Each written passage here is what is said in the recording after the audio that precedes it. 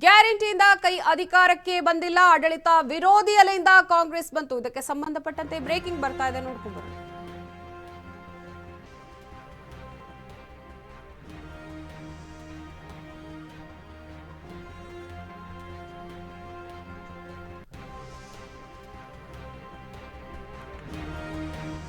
ಮೊದಲ ಹಂತದ ಬಹಿರಂಗ ಪ್ರಚಾರಕ್ಕೆ ತೆರೆ ಹಿನ್ನೆಲೆಯಲ್ಲಿ ಗ್ಯಾರಂಟಿಯಿಂದ ಅಧಿಕಾರಕ್ಕೆ ಬಂದಿಲ್ಲ, ಆಡಳಿತ ವಿರೋಧಿ ಅಲೆಯಿಂದ ಕಾಂಗ್ರೆಸ್ ಬಂತು. ರಾಜ್ಯ ಸರ್ಕಾರದ ವಿರುದ್ಧ ಅಣ್ಣಾಮಲೈ ಒಂದು ವಾಗ್ದಾಳಿಯನ್ನ ನಡೆಸ್ತಾ ಇದ್ದಾರೆ. ಕೇರಳದಲ್ಲಿ ಈ ಬಾರಿ ಬಿಜೆಪಿ ಖಾತೆ ತೆರೆಯುತ್ತೆ. ರಾಜ್ಯ ಕಾಂಗ್ರೆಸ್ನಲ್ಲಿ ನಾಯಕತ್ವದ ಕೊರತೆ ಇದೆ. ರಾಜ್ಯದಲ್ಲಿ ಕಾನೂನು ಸುವ್ಯವಸ್ಥೆ ಹದಗೆಟ್ಟಿದೆ.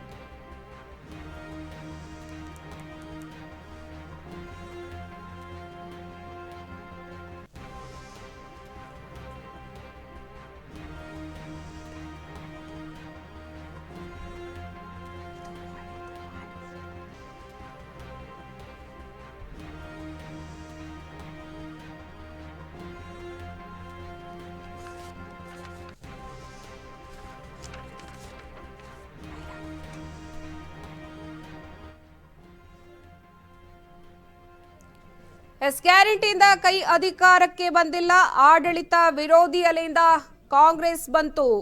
ರಾಜ್ಯ ಸರ್ಕಾರದ ವಿರುದ್ಧ ಇದೀಗ ಅಣ್ಣಾಮಲೈ ವಾಗ್ದಾಳಿಯನ್ನ ನಡೆಸ್ತಾ ಇದ್ದಾರೆ. ಕೇರಳದಲ್ಲಿ ಈ ಬಾರಿ ಖಂಡಿತ ಬಿಜೆಪಿ ಖಾತೆಯನ್ನ ತೆರೆಯುತ್ತೆ. ರಾಜ್ಯ ಕಾಂಗ್ರೆಸ್ನಲ್ಲಿ ಸಾಕಷ್ಟು ನಾಯಕತ್ವದ ಕೊರತೆ ಎದ್ದು ಕಾಣ್ತಾ ಇದೆ.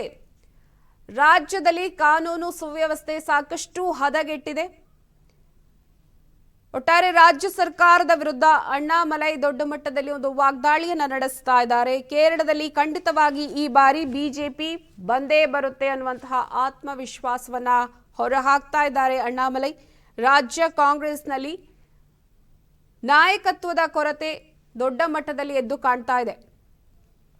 ರಾಜ್ಯದಲ್ಲಿ ಕಾನೂನು ಸುವ್ಯವಸ್ಥೆ ಹದಗೆಟ್ಟಿದೆ ಅಂತ ಬೇಸರವನ್ನ ವ್ಯಕ್ತಪಡಿಸ್ತಾ ಇದ್ದಾರೆ.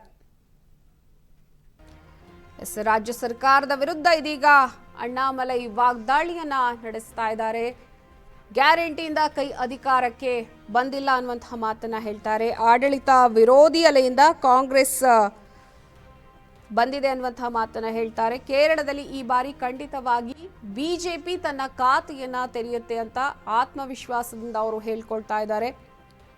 ರಾಜ್ಯ ಕಾಂಗ್ರೆಸ್ನಲ್ಲಿ ನಾಯಕತ್ವದ ಕೊರತೆ ಎದ್ದು ಕಾಣ್ತಾ ಇದೆ. ರಾಜ್ಯದಲ್ಲಿ ಕಾನೂನು ಸುವ್ಯವಸ್ಥೆ ದೊಡ್ಡ ಮಟ್ಟದಲ್ಲಿ ಹದಗೆಟ್ಟಿದೆ ಅಂತ ಒಂದು ಮಾತನ್ನ ಹೇಳ್ತಾ ಇದ್ದಾರೆ. ಇದಕ್ಕೆ ಸಂಬಂಧಪಟ್ಟಂತೆ ಹೆಚ್ಚಿನ ಮಾಹಿತಿಯನ್ನು ಕೊಡೋದಕ್ಕೆ ನಮ್ಮ ಜೊತೆಗೆ ನೇರ ಸಂಪರ್ಕದಲ್ಲಿದ್ದಾರೆ ರವಿ ಕಡೂರ್. ಎಸ್ ರವಿ, ರಾಜ್ಯ ಸರ್ಕಾರದ ವಿರುದ್ಧ ಅಣ್ಣಾಮಲೈ ಒಂದು ದೊಡ್ಡ ಮಟ್ಟದಲ್ಲಿ ವಾಗ್ದಾಳಿಯನ್ನ ನಡೆಸ್ತಾ ಇದ್ದಾರೆ, ಬೇಸರವನ್ನ ಹೊರ ಹಾಕ್ತಾ ಇದ್ದಾರೆ. ಏನಿದೆ ಒಂದು ಅಪ್ಡೇಟ್ಸ್? ಪಲ್ಲವಿ ಭಟ್, ಈಗಾಗಲೇ ನೋಡ್ತಾ ಇದ್ದೀವಿ, ದೊಡ್ಡ ಮಟ್ಟಕ್ಕೆ ಚುನಾವಣಾ ಕಾವು ರಾಜ್ಯದಲ್ಲಿ ಜೋರಾಗ್ತಾ ಇರುವಂತದ್ದು. ನಾಳೆ 14 ಕ್ಷೇತ್ರಗಳಿಗೆ ಮತದಾನ ಆಗ್ತಾ ಇದೆ. ಆ ಹಿನ್ನೆಲೆಯಲ್ಲೇ ಪ್ರಚಾರಕ್ಕೆ ಬಂದಿರುವಂತಹ ತಮಿಳುನಾಡಿನ ರಾಜ್ಯಾಧ್ಯಕ್ಷ, ಬಿಜೆಪಿಯ ರಾಜ್ಯಾಧ್ಯಕ್ಷ ಅಣ್ಣಾಮಲೈ ಈಗಾಗಲೇ ಆರೋಪವನ್ನು ಕೂಡ ಮಾಡ್ತಾ ಇರುವಂತದ್ದು ಕಾಂಗ್ರೆಸ್ ಸರ್ಕಾರ ವಿರುದ್ಧ. ಈಗಾಗಲೇ ಪ್ರಮುಖವಾಗಿ ರಾಜ್ಯದ ಜನಕ್ಕೆ ಕಾಂಗ್ರೆಸ್ ಚಂಪನ್ನ ಕೊಟ್ಟಿದೆ, ಅದಕ್ಕೆ ಈ ರೀತಿ ಸುಳ್ಳು ಜಾಹೀರಾತುಗಳನ್ನ ಕೊಡ್ತಾ ಇದ್ದಾರೆ ಅಂತ ಈಗಾಗಲೇ ತಮಿಳುನಾಡಿನ ಬಿಜೆಪಿ ರಾಜ್ಯಾಧ್ಯಕ್ಷರಾದಂತಹ ಅಣ್ಣಾಮಲೈ ಈಗಾಗಲೇ ರಾಜ್ಯ ಸರ್ಕಾರದ ವಿರುದ್ಧ ವಾಗ್ದಾಳಿಯನ್ನು ಕೂಡ ನಡೆಸಿದ್ರು ನೋಡ್ತಾ ಇದ್ವಿ.